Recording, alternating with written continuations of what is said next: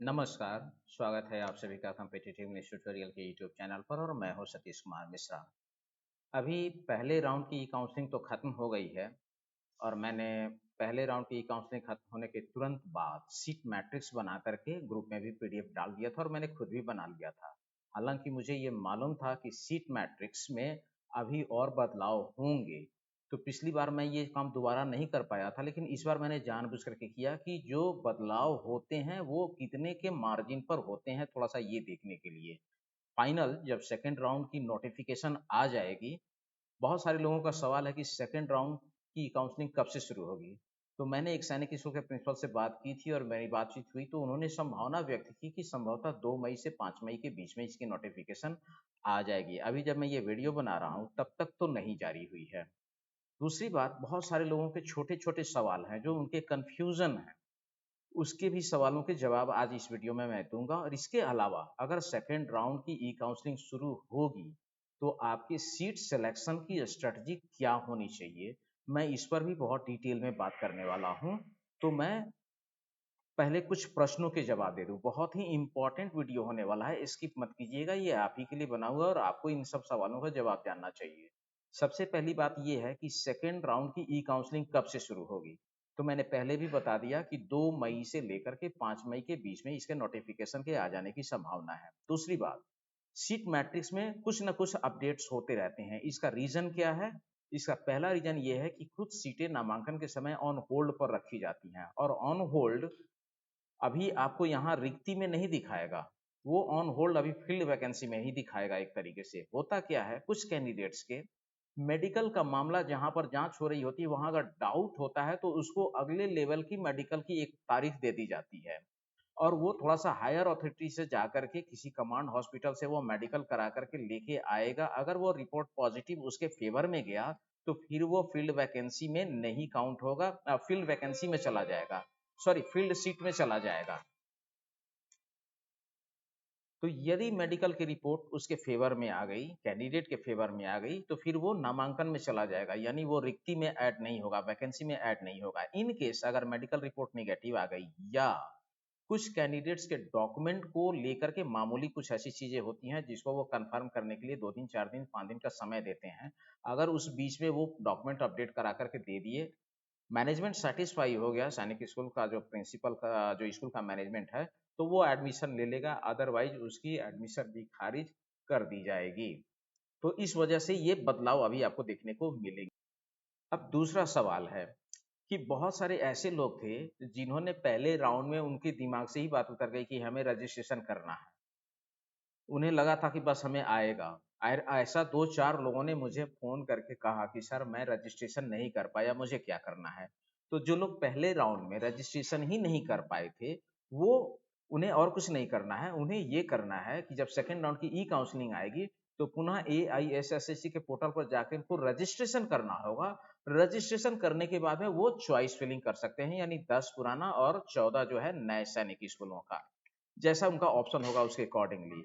अब बात ये है कि जिन्होंने रजिस्ट्रेशन कर लिया है उनके लिए क्या है? तो उनके लिए अब सबसे बड़ी चीज़ क्या है कि उन्हें केवल और केवल अब चॉइस अल्टरनेट करने की बात है। तो पहले राउंड की ई-काउंसलिंग या पहली बार जब रजिस्ट्रेशन आप करते हैं, तो वहाँ क्या होता है कि by default form fill up करने के समय आपने सैनिक स्कूल का जो चॉइस दिया था, 1 नंबर जो सैनिक, वो बाय डिफ़ॉल्ट रहेगा, उसको आप चेंज नहीं कर सकते हैं।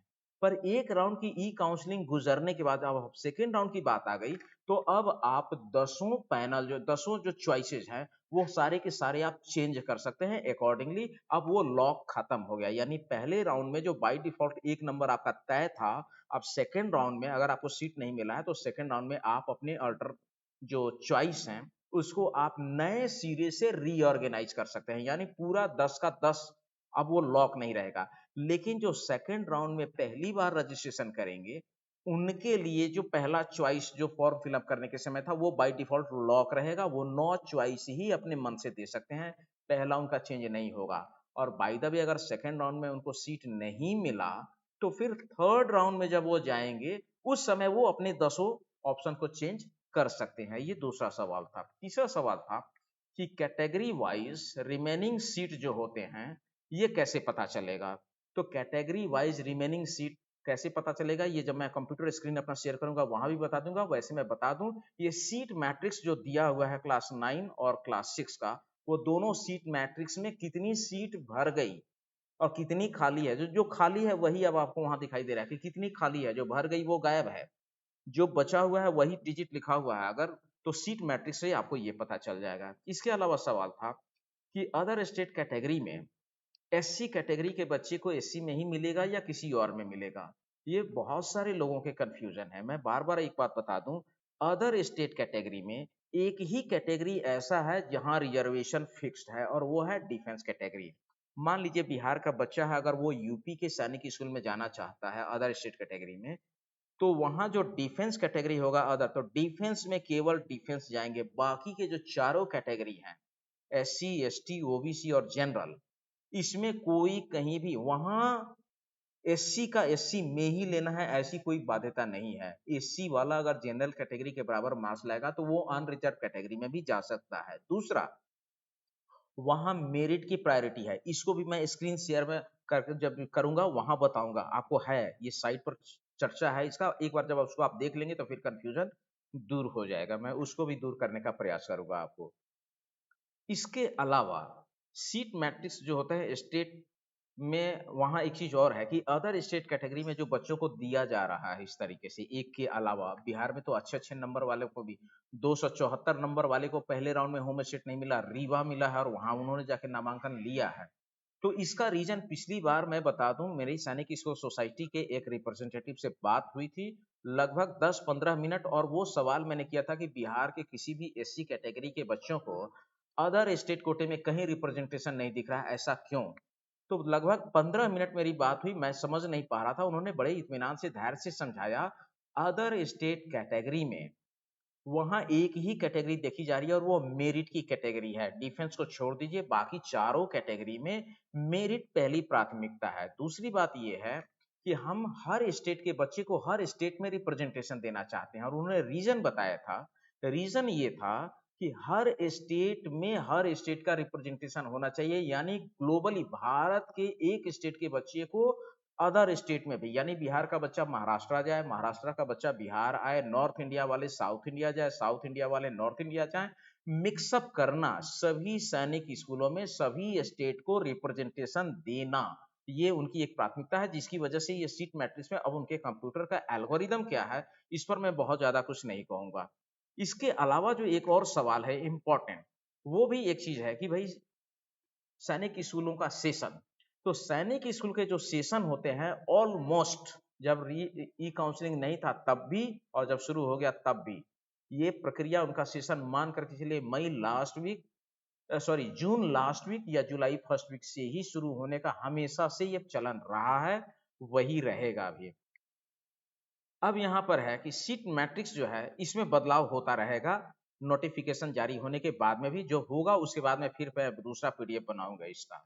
तो ये तो कुछ सवाल के जवाब रहे। अब कुछ चीज जो है वो मैं आपको अपनी स्क्रीन शेयर करने के माध्यम से बताऊंगा। मैं इसके लिए आपको लिए चलता हूँ अपने कंप्यूटर स्क्रीन पर।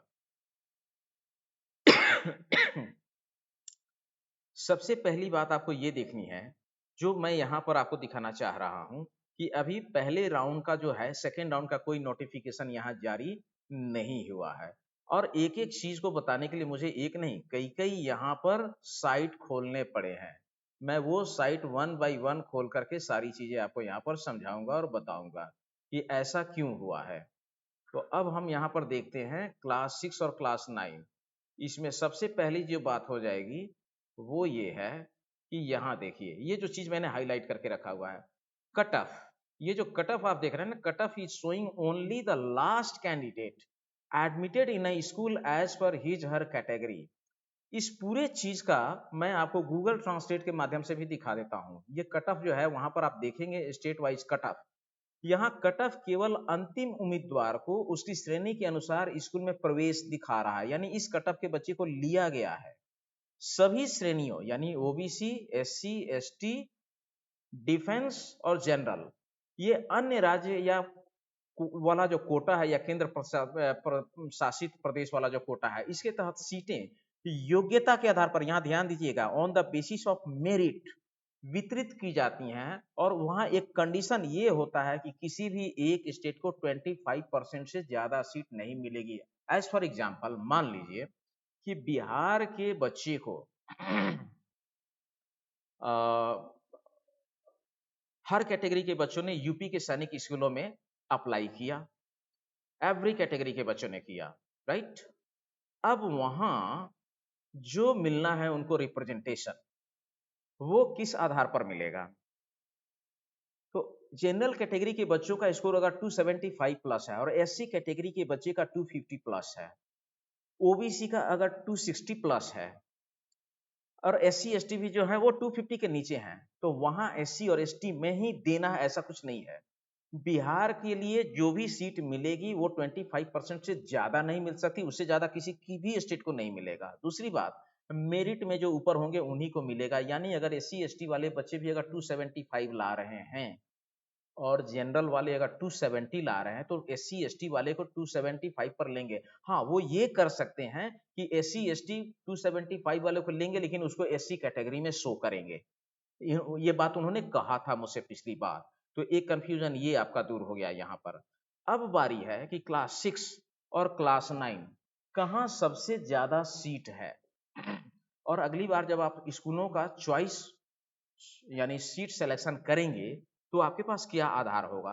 तो सबसे पहले मैं क्लास 9 की बता देता हूँ, यहाँ पर बहुत कम ऑप्शन रहता है। क्लास 9 की अगर बात करूँ तो इस सीट मैट्रिक्स को आप देखिए, ये क्लास 9 का सीट मैट्रिक्स देखना आपके लिए बड़ा जरूरी है। क्लास 9 में जो मैंने लिस्ट बनाया है ओनली फॉर बॉयज, मैं क्लास 6 और क्लास 9 दोनों के सीट मैट्रिक्स की बहुत ही इंपॉर्टेंट पॉइंट आपके साथ साझा करने वाला हूँ, इसको जरा ध्यान से देखिएगा। Home state and other state दोनों कैटेगरी को मिलाकर के सर्वाधिक सीट कहाँ है? तो क्लास 9 का जो मैंने डाटा बनाया उसमें मैं थोड़ा सा आंकड़ा चौंकाने वाला है। रेवाड़ी और पुंगलवा इन दोनों में सर्वाधिक सीट है 33, होम स्टेट और अदर स्टेट मिलाकर के। इसके बाद जो स्थान आता है वो कपूरथला, वहां 22 सीटें हैं सीट मैट्रिक्स के अकॉर्डिंगली। इसके बाद चित्तौड़गढ़ जहां 20 सीट है, तिलैया यहाँ 17 सीट हैं अदर और होम स्टेट मिलाकर के, कोडागु यहाँ 14 है, कजाकुटम यहाँ भी 14 है, गोलपारा इसमें भी 14 है। इसके अलावा अंबिकापुर यहाँ 12 है, बीजापुर में भी 12 है, अमरावती नगर में 11 और अमेठी में भी 11 है और इम्फाल में 10 सीटें हैं। अब इसमें एक चौंकाने वाला आंकड़ा क्या है कि अमेठी में 10-11 देख करके आप भर मत दीजिएगा। अमेठी में अदर स्टेट कोटे की केवल एक सीट है, तो टोटल नहीं देखना है आपको, अदर स्टेट कोटे में देखना है। होम स्टेट वाले की तो मुझे बनाने की जरूरत नहीं है, होम स्टेट में होम स्टेट वाले ही जाएंगे, वहां किसी दूसरे का तो प्रवेश हो नहीं सकता है। बारी है अदर स्टेट कोटे की। तो अदर स्टेट कोटे में केवल वो जा सकते हैं, उनको कैसे स्कूल की वरीयता चुननी है। तो अदर स्टेट कोटे में अगर मैं बात कहूं तो सर्वाधिक सीट के लिहाज से अगर देखा जाए अदर स्टेट कोटे में, तो वो है पुंगलवा, यहाँ अदर स्टेट कोटे की 15 सीटें हैं। तो ये एक नंबर प्राथमिकता होनी चाहिए क्लास 9 वालों के लिए। उसके बाद की अगर मैं बात करूं तो उसके बाद जो सीट है वो है कपूरथला, यहाँ अदर स्टेट कोटे की 11 सीटें हैं, कुल 22 है, होम स्टेट का 11 है, तो होम स्टेट वाली की मैं चर्चा भी छोड़ देता हूं। उसके बाद अगर मैं बात करूं तो रेवाड़ी और चित्तौड़गढ़ यहाँ 9-9 सीट है अदर स्टेट कोटे की। ये आपकी वरीयता में कैसे आएगा इसके आधार पर मैं बता रहा हूँ। इसके बाद तिलैया, यहाँ अदर स्टेट कोटे की 7 सीटें बची हुई है क्लास 9 के लिए। कोडागु और कजाकुटम यहाँ 6-6 सीट हैं। इसके बाद गोलपारा यहाँ 5 है। अंबिकापुर और बीजापुर इसमें भी अदर स्टेट कोटे की मैं बात करूं तो अंबिकापुर में 5 है और बीजापुर अंबिकापुर में 7 है और बीजापुर में 5 है। अमेठी में तो एक है, वो खतरनाक है। अमेठी अदर स्टेट कोटे में अगर कोई चुनता है तो वो खतरा मोल ले रहा है। इम्फाल में 7 सीट है। तो ये क्लास 9 की हो गई। अब मैं बात करता हूँ क्लास 6 की। क्लास 6 की बात करूं इसके लिए मैं आपको लिए चलता हूं, और कई हमने पीडीएफ खोल करके रखे हुए हैं स्कूल, ये है क्लास 6 का अलग अलग ब्राउजर में, क्योंकि एक ब्राउजर में एक से ज्यादा ये पेज दिखाता नहीं है। क्लास 6 की अगर मैं बात करूं तो क्लास 6 में सर्वाधिक सीट होम स्टेट और अदर स्टेट अगर मिलाएं, स्कूल का क्रम कैसे बनेगा इसको मैं बता दूं। तो सबसे ज्यादा सीटें हैं, दोनों को अगर हम जोड़ दें तो बालाचड़ी और तिलैया इस दोनों में 25-25 सीट अभी भी रिक्त है, होम स्टेट और अदर स्टेट मिला करके। इसके बाद कालीकिरी, रेवाड़ी और बीजापुर इसमें 24 सीटें हैं। तो ये आपके 3 स्टेट जो हैं उससे दूसरे क्रम पर आएंगे, दूसरे तीसरे चौथे नंबर पर। इसके बाद अगर मैं बात करूं तो पुंगलवा, इसमें जो है आपको 23 सीट है। इसके बाद आता है चंद्रपुर, इसमें 22 सीट है। मणिपुर की बात कर लें तो इसमें 19 सीट है, और कोडागू की बात करें तो यहाँ 18 सीट है। ये होम स्टेट और अदर स्टेट दोनों को मिला करके है, लेकिन अभी जो मैंने सीट बताई है ये केवल अदर स्टेट के अकॉर्डिंगली बताई। अदर स्टेट कोटे में सर्वाधिक सीट बालाचड़ी तिलैया 25 है, कालीकिरी रेवाड़ी बीजापुर 24 है, पुंगलवा 23 है, चंद्रपुर 22 है, मणिपुर 19 है, कोडागू 18 है। तो आपके स्कूलों के जो चयन का आधार होगा वो अदर स्टेट कोटे में सबसे ज्यादा सीट कहाँ, उसको एक, उससे कम वाले को दूसरे, उससे कम वाले को तीसरे, इस तरीके से आप स्कूल का चयन करेंगे। अब किस कैटेगरी की बात है उसको मैं इस वीडियो में नहीं, अगले वीडियो में नोटिफिकेशन आने दीजिए। ई काउंसलिंग कैसे कैसे सीट सिलेक्शन करेंगे, पार्टिकुलर किसी एक कैंडिडेट के लिए मैं सीट सिलेक्शन की पूरी वीडियो जब बनाऊंगा वो भी आपको बहुत मदद करेगा। तो मुझे लगता था कि ये चीज आपके साथ आंकड़ा शेयर करना बहुत जरूरी है। एक और चौंकाने वाला आंकड़ा है इसमें, वो ये है, अदर स्टेट कैटेगरी में तो सीट अगर बची हुई है तो वो तो समझ में आता है कि रिकॉन्सिडर ज्यादा होगा, बहुत कम मात्रा में होगा जिनका डॉक्यूमेंट वाला मामला होगा या मेडिकल। अदर स्टेट कोटे की सीटें ज्यादा खाली है, इसका मतलब है कि मैक्सिमम रिकॉन्सिडर वाला केस है। तो रिकॉन्सिडर वाले सेकंड राउंड में अभी भी अपनी जगह बनाएंगे, लेकिन होम स्टेट कैटेगरी में सीट का खाली रहना, इस आंकड़े ने मुझे चौंका दिया। और होम स्टेट कैटेगरी में सर्वाधिक सीट कहाँ खाली है, क्लास 6 की मैं बात करता हूं, आप चौंक जाएंगे इस आंकड़े को देख करके। सबसे ज्यादा सीट अगर खाली है तो रेवाड़ी में होम स्टेट कैटेगरी में 49 सीटें खाली है। रीजन क्या है ये मैं नहीं समझ पा रहा हूं भाई। अदर स्टेट वाले तो रिकॉन्सिडर करेंगे कि नहीं हमें नजदीक आ जाए, हम अपने होम स्टेट में आ जाएं, पर जो होम स्टेट में थे सीटें तो उनको मिली थी, 49 सीटें क्यों खाली रह गई। उसके बाद की अगर मैं बात करूं तो चंद्रपुर महाराष्ट्र, यहाँ 46 सीटें खाली है होम स्टेट कैटेगरी में। इसके बाद मैं अगर बात कर लूं तो रेवाड़ी चंद्रपुर, चंद्रपुर के बाद में मैं अगर बात कर लेता हूं तो मोर देन 49 सॉरी 35 सीट्स खाली हैं बीजापुर में होम स्टेट में। ये भी थोड़ा सा आश्चर्यजनक बात है। पुंगलवा में 37 सीट खाली है, मणिपुर में 33 सीट खाली है, सॉरी मैनपुरी में 33 सीटें खाली हैं होम स्टेट कैटेगरी में। इसके अलावा कालीकिरी में 34 सीट खाली है, बालाचड़ी में 28। ये होम स्टेट कैटेगरी में इतनी ज्यादा सीट खाली रहने का थोड़ा सा आंकड़ा मेरे चौंका गया। अदर स्टेट का तो मालूम समझ में आता है कि रिकॉन्सिडर का होगा, क्या रीजन है आई डोंट नो। अब सेकेंड राउंड की ई काउंसलिंग खत्म होगी तब पता चलेगा कि क्या बात है और किस तरीके से ये इसमें ये है। ऐसे मैं अपने स्तर से पता करने का प्रयास करूंगा, अपने सोर्सेस के माध्यम से पता होगी तो जरूर जानकारी शेयर करूंगा। तो अंत में मैं ये कहूँगा कि यदि आपको मेरा काम पसंद आ रहा हो तो इस चैनल को ज़्यादा से ज़्यादा लाइक करें, सब्सक्राइब करें, शेयर करें, अपने सुझाव कमेंट के माध्यम से ज़रूर दें। आप सबका बहुत बहुत धन्यवाद।